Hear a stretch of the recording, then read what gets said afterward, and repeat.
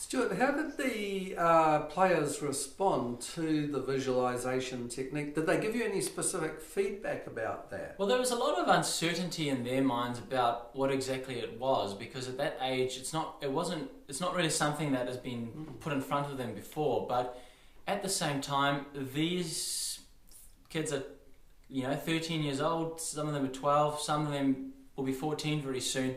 They're at that age where they're able to process more complex and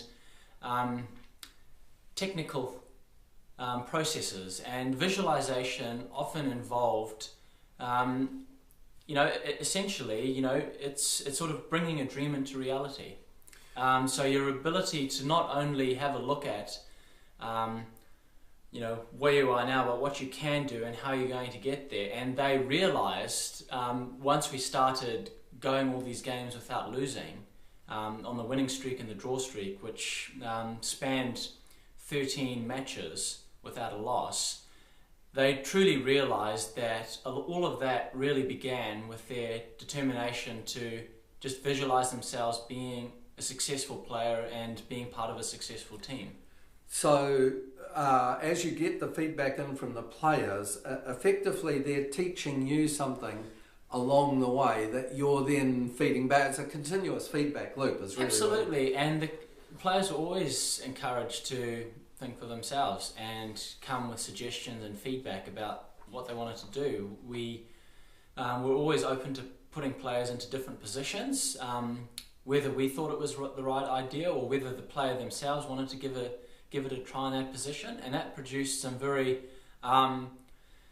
positive findings. We found that one player who normally was in left defence was a very effective midfielder and also a striker. There was another player who normally operated solely in the midfield who had a few minutes in goalie at training and really enjoyed himself, and he finished the season off as one of our top keepers. By the time you had gone through the losing stretch of 6 games in a row, and then you were on the winning stretch of 11 games in a row, and you knew at game 11 that you had won the trophy for the division. How did the team respond after they knew that they were the winners? They were chuffed, and they were relieved, and they were hugely appreciative, particularly those players who had come from the teams with losing cultures, especially because for them it meant that their hope in playing not only for the Albany club but also just playing football in general was restored, because they were in an environment where they were given the best possible opportunity to flourish and succeed. And it was amazing to see.